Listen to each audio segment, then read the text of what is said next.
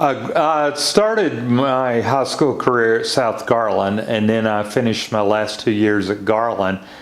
And looking back on that, I wish I would have never switched schools, because the basketball coach at South Garland is one of the best ever, and I would have really loved to play for him and play with my best friend growing up. So that's why I ended up at Garland. But anyway. When did you graduate? 1975. And you started Dallas Baptist College. The very next year, it was the only college I was looking at, because I was going to be a minister. I wanted to go into the ministry. And after 1 year, I started thinking, I don't remember all the exact things I was thinking about, but I grew up in the world of athletics. My dad and I, our bond was in the world of watching the Cowboys and other athletics and sports, our sports.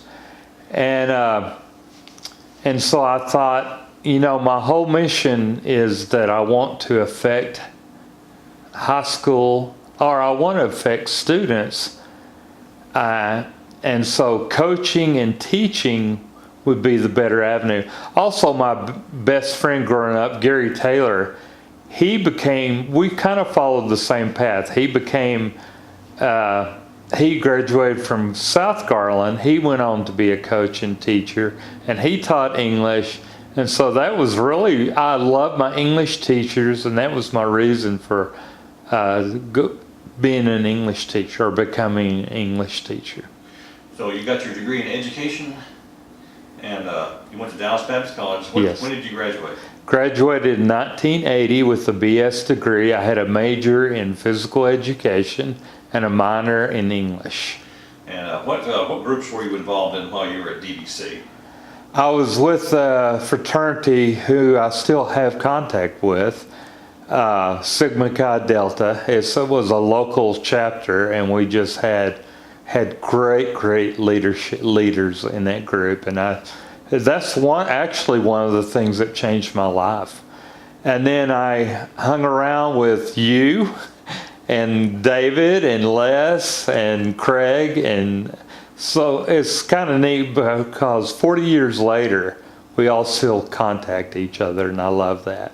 That's one of the things that's kept me going at times during rough periods in my life, that I still have these friendships dating all the way back to 1975 to 1980. You were president of the Student Government Association.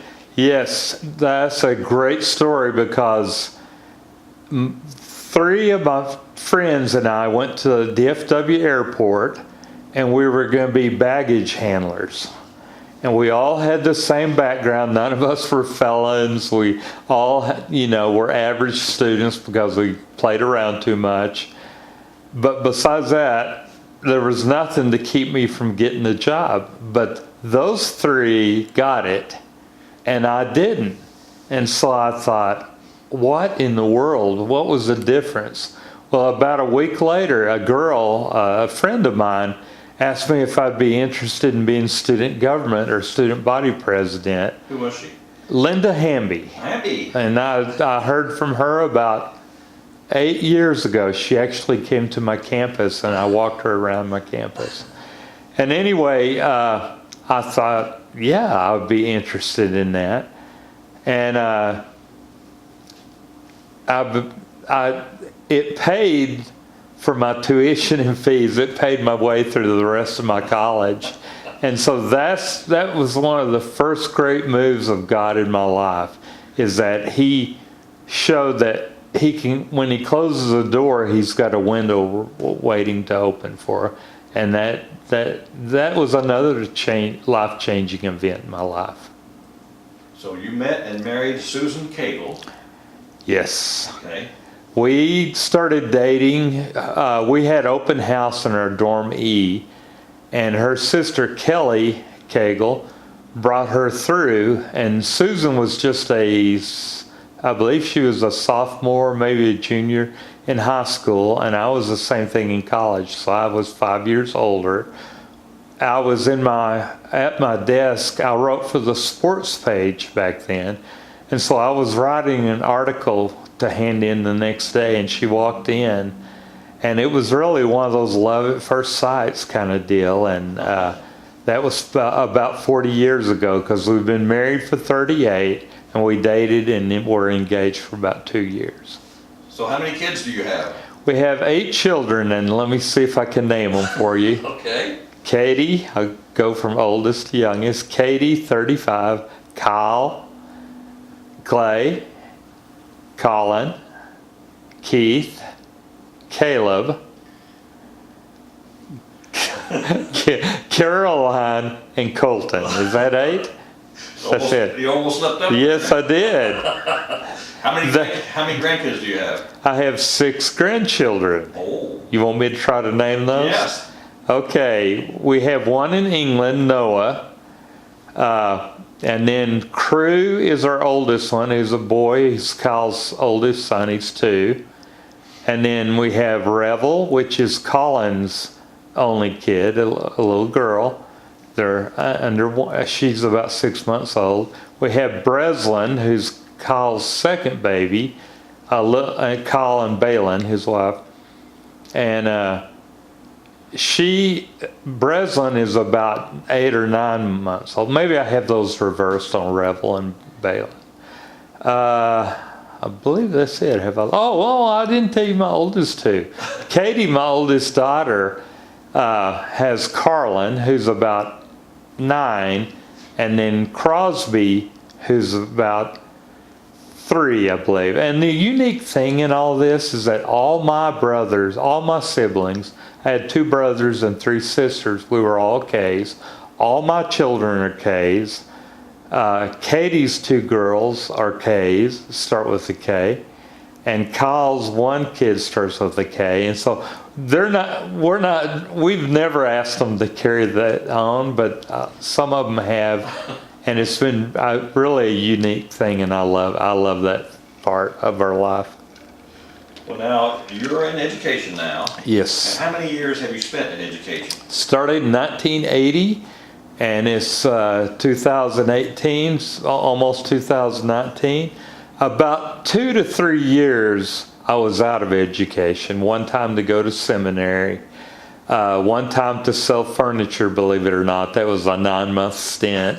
And that was another story that was a very unique story. And so I've taught 35 plus years, taught or administrated 35 plus years, and I've coached for probably around 30 of those years. Wow. So I've been in it a long time, seen a lot of things. Now, how many years have you spent as a headmaster? I was a headmaster at 3 different schools: Ovilla Christian School, Rockwall Heritage, and McKinney Christian Academy, and I was headmaster for 11 years. And one of the unique things about that is when I got into education, I never, ever wanted to be an administrator. I thought it seemed dull. I asked myself, what did they do all day? And so one of the things I said is I never would be an administrator, and I never saw myself as that. But I think God putting me in as student body president kind of opened the door to think about being in leadership. And so it was 11 of the happiest years of my life when I was headmaster. Now, there were some difficult things. Running a Christian private school is not easy.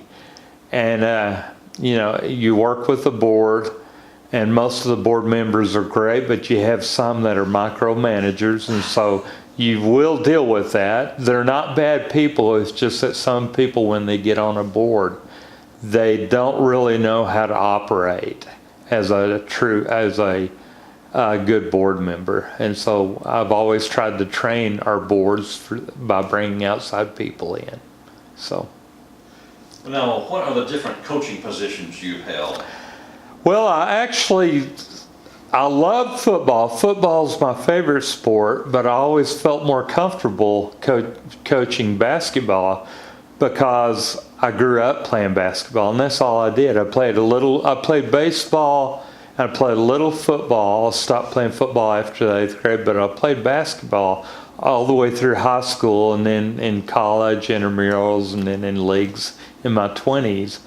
And so I just knew the game of basketball, but as far as my real love, it was football. And I've coached at the high school level and the junior high level, and to tell you the truth, if I had to choose and I could only have one during my whole career, I would choose middle school. For some reason, I connect to 8th graders very well. And it's like the Lord's always blessed me with 8th grade teams, boys and girls. So I've coached high school, middle school, girls and boys. And I've also coached track, baseball, coached a couple of years of volleyball. But my favorite two by far have been basketball and football, with baseball probably coming in third. Now, here's a question. You started out as a religion major. Yes. What made you switch over to education? I think just that was my natural environment. I felt like that's where I knew it the most. I was raised in that environment. And Gary Taylor, my good friend, was going to do that. And so we kind of went along the same lines in many different situations. And so that kind of led me into that field. I just felt like you don't know when you're going into college what you want to major in most cases. But it ended up being the right decision, because as I look back on my life, I don't think I would have been as effective a minister. Even though I did work in Christian private schools for about 23 years.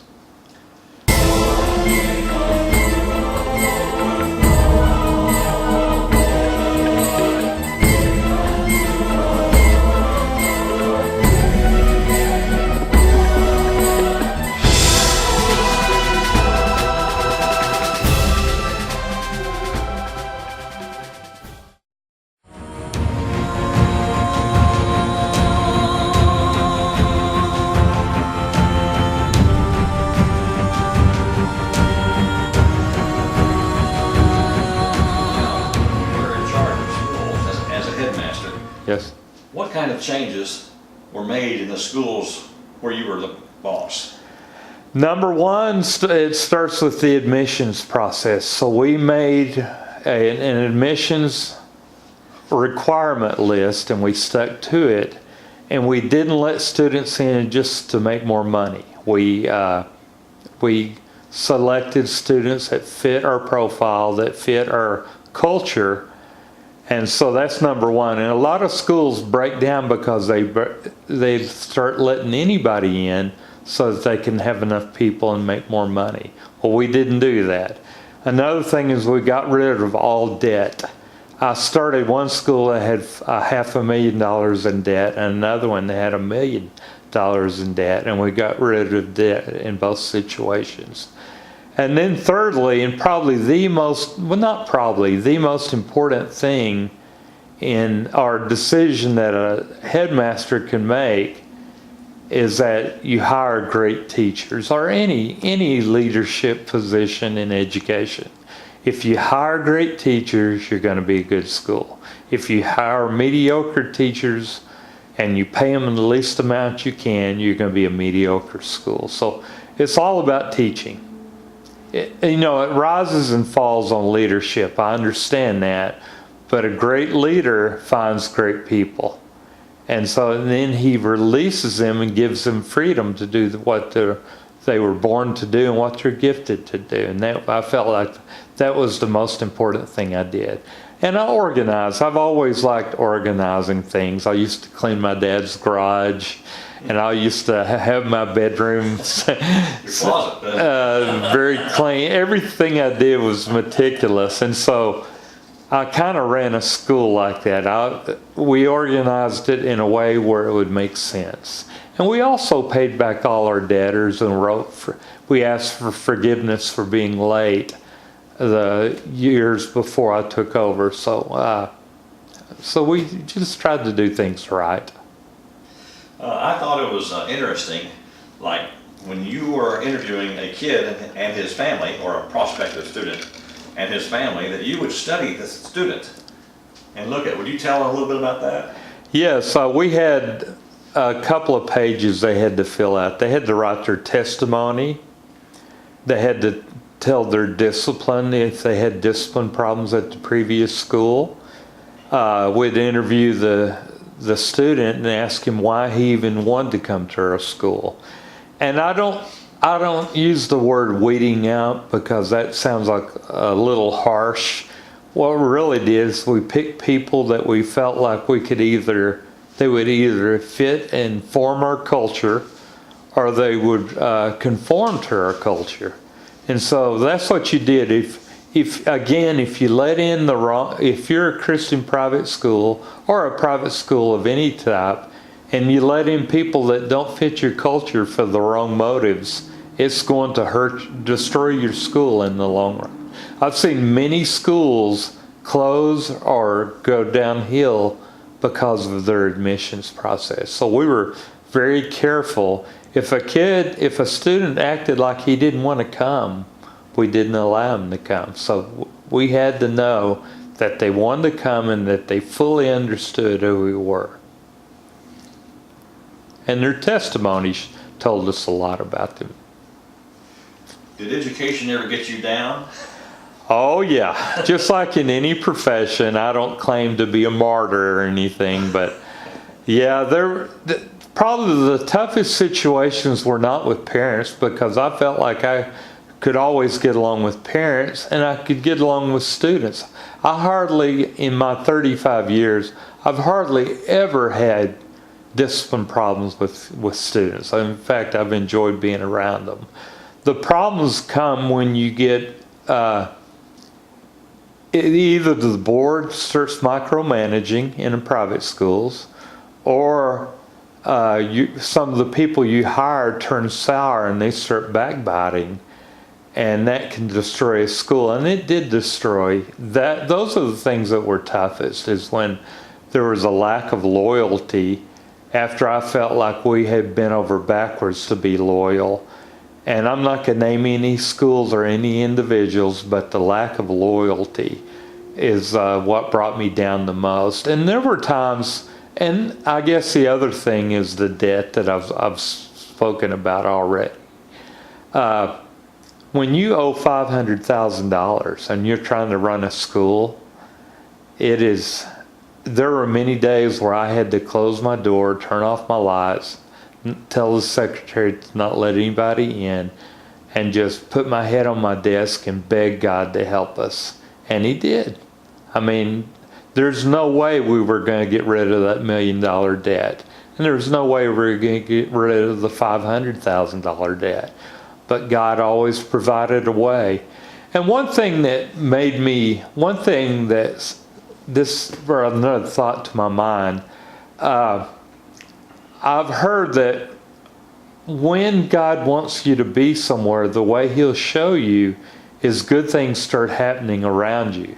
So whenever I became headmaster, there were weird things that happened that were good, that were out of the blue, and just helped me along the way, because I was new to the position, and God had to take me each step along the way, and so it was definitely God stepping in when I needed to make a move. And I had to make some tough moves. That would be another thing that brought me down at times. I had to fire some good people, or release some good people. People that I loved, people that I enjoyed a close friendship with. Because you were in debt? Because of debt. Mostly because of debt. Sometimes because they just didn't fit the position. And I always tried to fit the giftings and the temperament to the position. So what are the perks, the good upside of being an educator, administrator? Oh, you realize that what you're doing is important. It could be one of the most important things on earth is what we do with young people. And so whether I was headmaster or coach or English teacher or whatever position I was filling at the time, I felt like I could influence teenagers. And I will tell you this about my personality. I have a hard time getting really close to people. And that was, again, one of the things that bothered me during my tenure in education, is that I loved the kids and I feel like they respected me, but I never really felt that close to them unless I was actually coaching them or teaching them. But as an administrator, I didn't feel the closeness. So, but I still feel like I had an effect on them for good. So that was the main thing. And I'm glad God allowed me to do that. Did you ever exercise corporal punishment while you were at? Well, we started out in 1980. In public school, you could give what we call licks. And so I only remember 2 times that I gave licks. And on one of them was in either my first or second year. I hit a guy too low on his legs. And when he put his gym shorts on, the red welt showed on his legs. So I thought, I'm going to lose my job in the second year of teaching. And then later on, several years later, I had to give a high school student licks. I didn't give a lot of licks. I felt like I could discipline them and build a relationship without giving licks. I'll tell you, I think you need to know this about my teaching career. My first year, I started off in a public school, in a middle school, and they were still dealing with the concept, or utilizing the concept of the open classroom concept, which was one of the worst things that ever propagated, I guess is the word, on society. What you did is basically you had 4 groups of students, 25 to 30 students, in each corner of a large room, and the only thing dividing those 4 was a small bookshelf that was like an X in the middle of all 4. So basically my first year I taught with 2 and one lady that was extremely nice, but she was not a strong personality and she couldn't really go against the other 2, but they made my life a living heck. And I think, here I am, this new teacher. I'm nervous. I'm not sure of my teaching ability. I know I have a lot of things to learn. And yet I have 2 people that are after me on a daily basis. And to tell you the truth, I almost got out of education after 1 year because of 2 people. And one thing looking back, my principal could have stepped in and made that better, and he didn't. He knew it was happening. He even mentioned it to me that they were out to get me, and yet he never did anything about it. And I thought highly of him as a principal as I came into the school, but over the 2 years I thought less and less of him, because I would never have allowed 2 teachers to treat another teacher like that. And in all my years in education and leadership, that I had opportunity to bring in new teachers, and I guarantee you they were always treated well. And I would put a mentor with each new teacher that came in. They never gave me a mentor or anything kind of help. I was coaching year-round, plus grading all the papers, because these 2 ladies that were head of the English department believed in grading every single paper. Well, they weren't coaching. They were going home at 4 o'clock. I was going home at 7 or 7:30 and grading papers till midnight. And so my first 2 years were so bad that I thought, God, if you don't do something, I'm getting out of education. And he did. Have you ever had a turnaround kid in school? Someone that you didn't think would make it but did? And you have any success stories to tell? Well, the one I like to think about is I had a basketball player that was in my English class my 3rd year teaching and coaching. And I told him, I said, you ought to go out for basketball. I think you'd be really good at it. Well, the school was a middle school or a high school, and it was going to close down at the end of the year and become a middle school. But I later learned that this guy moved to another high school, and he started his senior year on the basketball team. And so I felt really good about that. But I feel like I've turned around, or I've helped turn around a lot of kids, because I've always kind of been a champion of the underdog. Because of the way I was raised and the things I went through, I had a real sensitivity to kids who were struggling.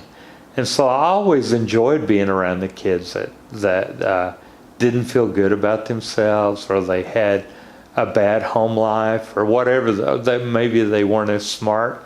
I loved helping kids like that. So I feel like I got a lot of positive feedback about how I treated kids and made them feel. I'm a born exhorter. That's one of my spiritual gifts, is I love to exhort. And I think that fit in with the fact that I love helping kids that struggled. And because of that, bullying, I was highly sensitive to bullying. And I would not even, they knew how I felt about it. And I never had a problem with bullying, because I simply wasn't going to put up with it. And anybody that allows bullying should get out of education.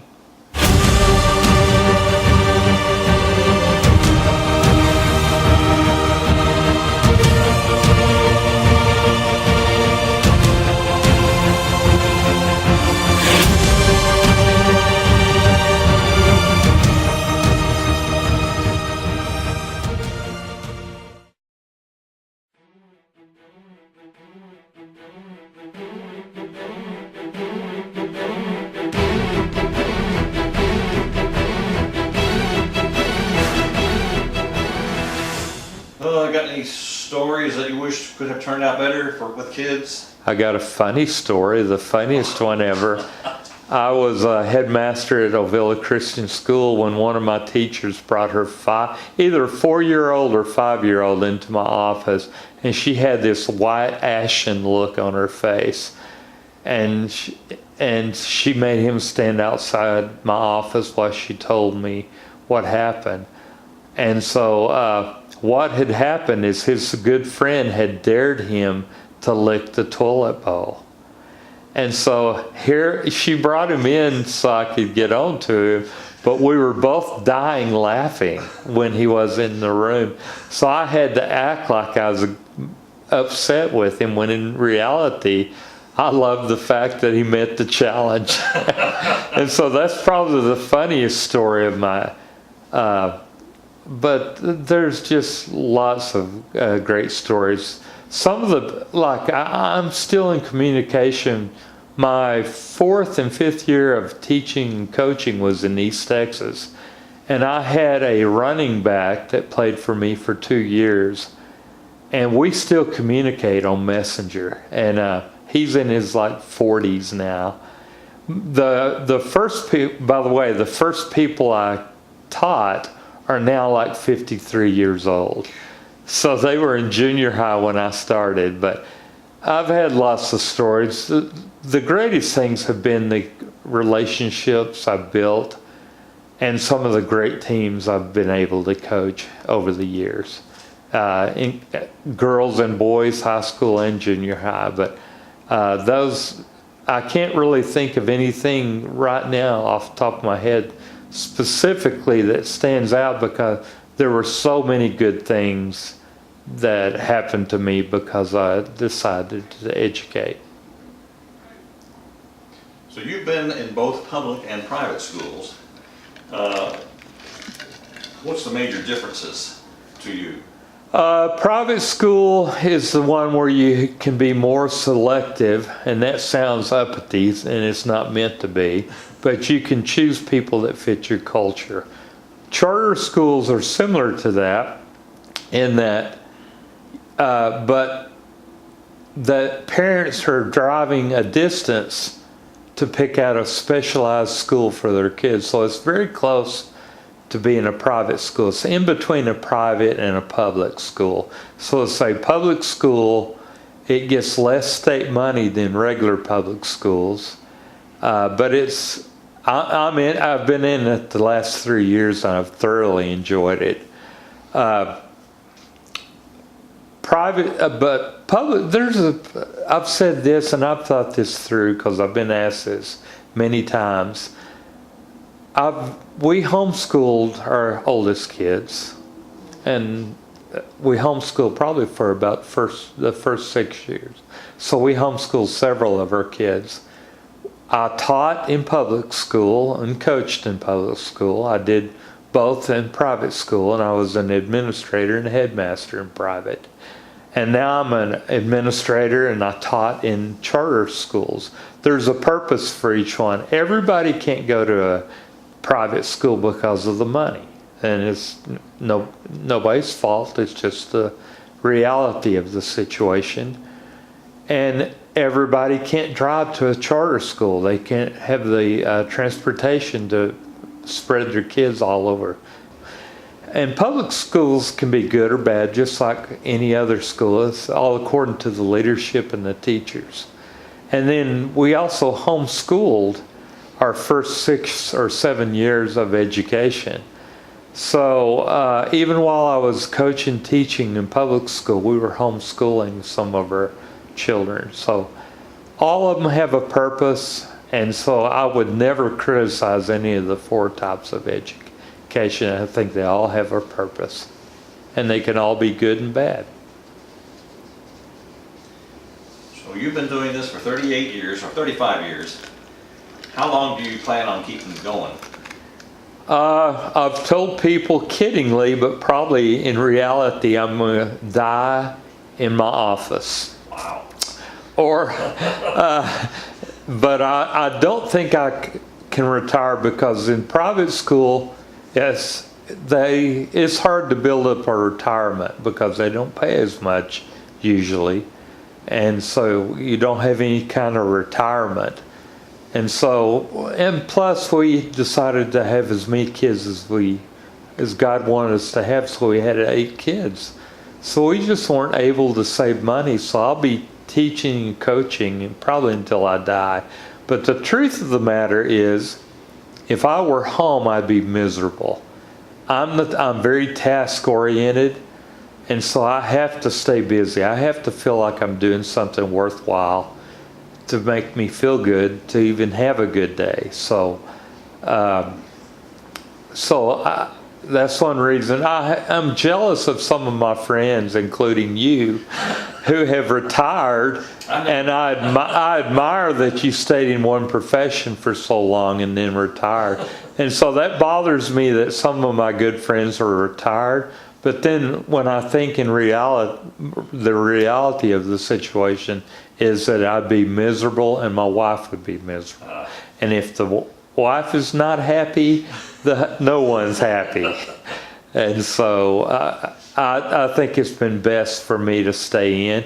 And God's blessed me. I absolutely love what I do. I'm a assistant principal at a charter school in Arlington, and I absolutely love what I do. I love the people I work with. I love the students. I'm able to get close to them, which I've always wanted to do. So I think God has blessed me at the end of my career to allow me to do this. And I just had another thought, Richard. You asked me earlier, what were some of the hard things about education? Well, I've dealt with depression since I was 16 years old. And so I dragged this along my whole career. And so to do what I did, to teach, to coach, to administrate, whatever I did, I had to fight off depression almost every single morning. Only in the last year have I not had depression. I haven't had depression. And so I think that's a God thing, because there's no reason all of a sudden I don't have to fight depression anymore. And I love my job. I love where we live. So my life has come full circle. I've been married for 38 years. I've been in education for about 35 years. And now we've raised 8 kids. I don't have depression. And so I live a really good life right now. I'm very fortunate. And we don't have financial worries or money worry. We don't have a bad money situation. So I feel good about my life. Speak a little bit about Susan and how she's helped you with your career. Well, my wife, she was a Kegel before she married me. And Kegel is a German name. And Germans, I've studied this because I also dated a girl in high school that was Dietz, that was a German. And they are very solid. They're not too up, they're not too low. They stay the same every day. My wife has never had a bad day in her life unless I gave her the bad day by my rising and falling emotions. I'm a very emotional creature, and my wife is very solid.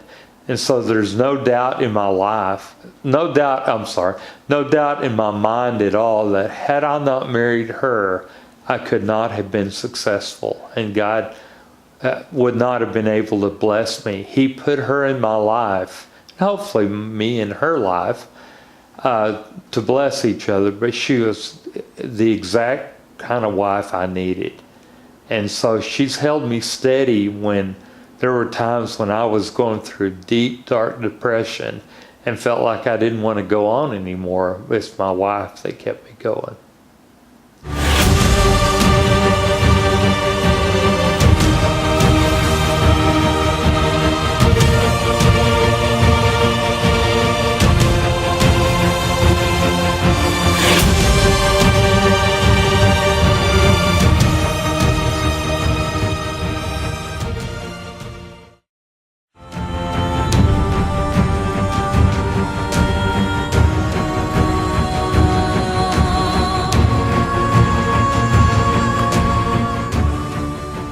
If you had the chance to build a school, call it the Kevin Fields charter school, the KFC school. Okay, the KFC school. What foundation would you lay, and what classes would you have in it, and how would you build an administration? Okay, well, to give you a little background before I answer that, I was on several accreditation teams where we would go into private schools and basically tell them where they could strengthen their school and what their strengths already were. So I had a background in how you run a school, how you start a school, plus I had done it for 11 years.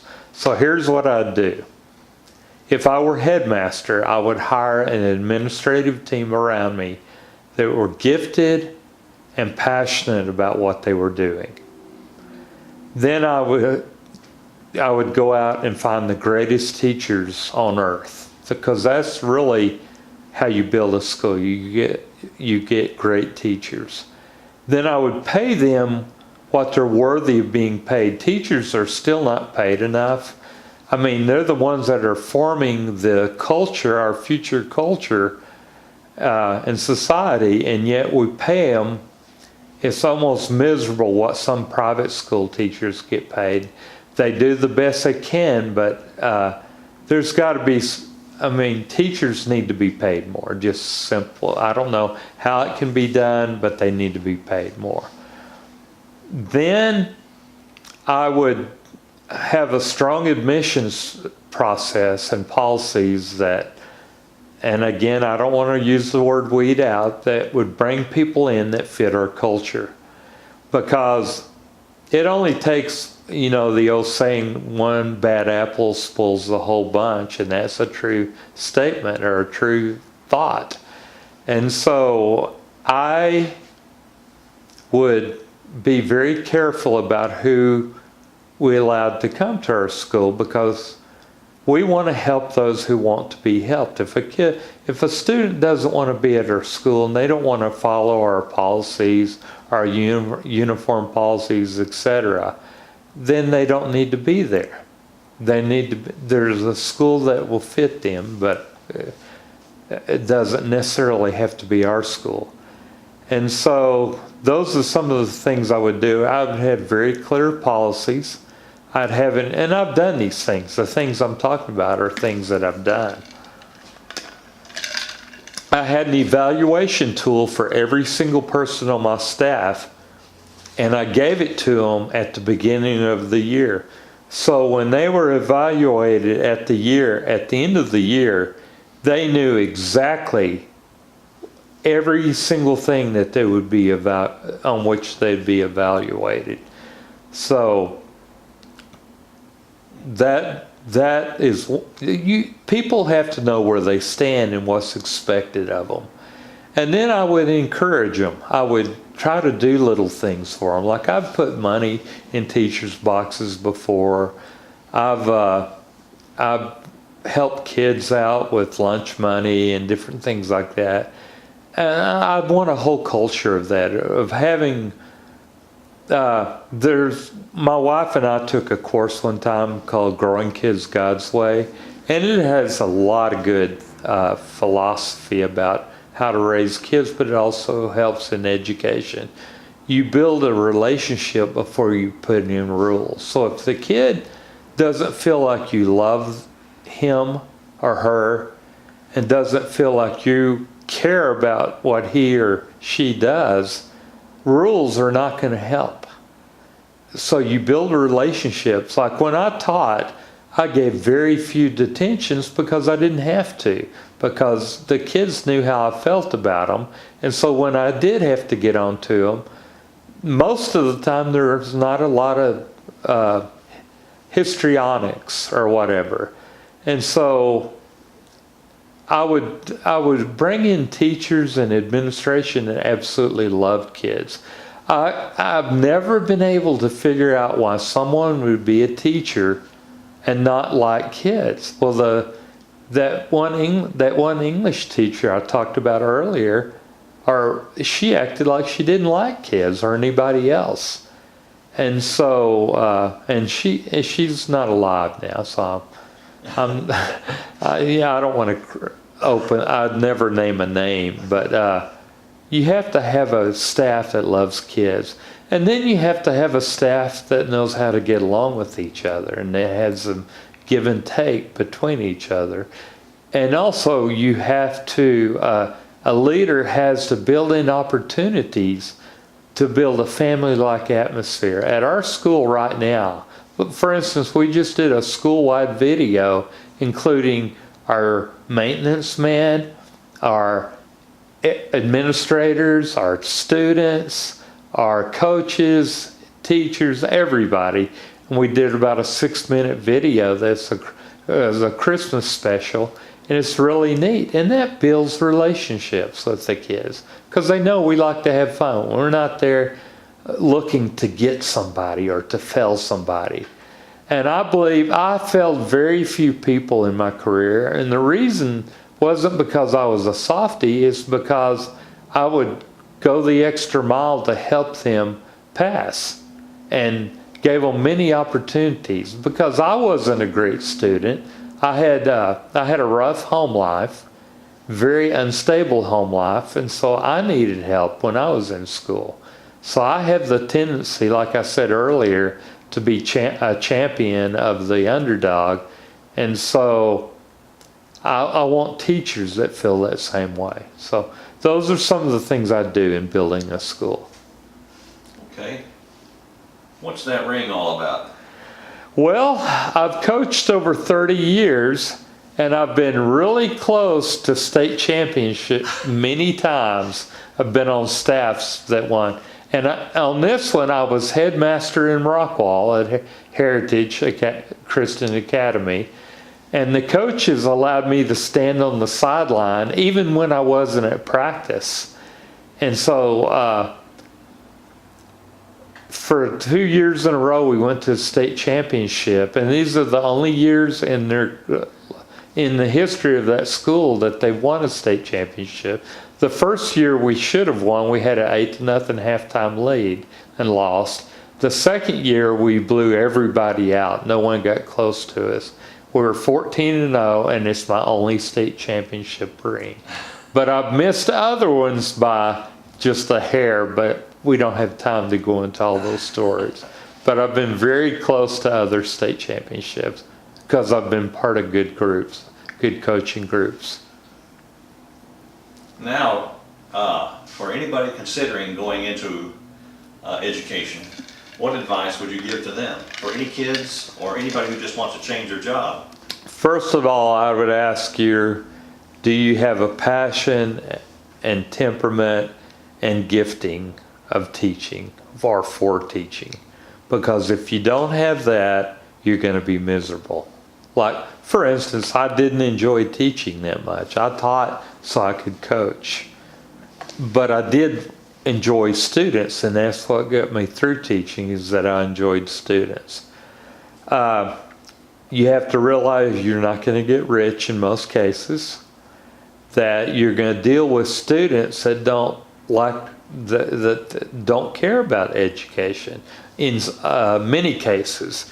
For instance, I taught 2 AP classes, advanced placement, at charter schools, and out of 25 students, only in each class, I took a poll on who likes to read outside of school. These are your best students. Out of 25, 2 years in a row, only 5 read outside of school. So we're not a reading society, and yet what we're teaching them is out of books where you have to read. And so it's a very tough culture we live in, because kids aren't using their minds as much. They're getting a lot of information off the internet and things like that. And so they don't read, where they have to form pictures in their minds, because they have so many videos, television, movies, internet, etc. And so they're not exercising their brain like they did when we were growing up and before.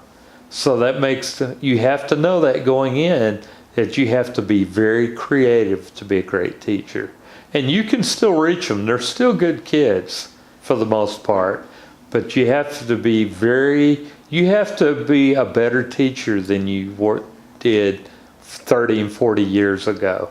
You have to use more video in your teaching. You have to have more creative lesson plans. So it's a harder job, but it's very rewarding if you have those things that I just mentioned. All right. Last word. What do you want to say? Oh, that's a tough one. I'm glad I chose the career that I chose. I think God chose it for me. And to close, I'll give you a story that shows me God chose this for me. My last year I was in an education class, and they sent a board around with a sign-up sheet. And it was for a school I had never heard of. Well, all these people were signing up for it, and I just thought, okay, I'll put my name down. And so there were probably 30 to 40 people that signed that clipboard, that paper. And I was the only one that got the job.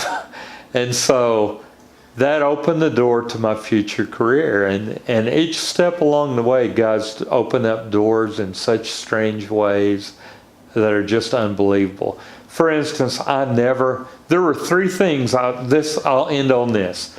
There were 3 things I was never going to do, and I said it several times. I was never going to be an administrator.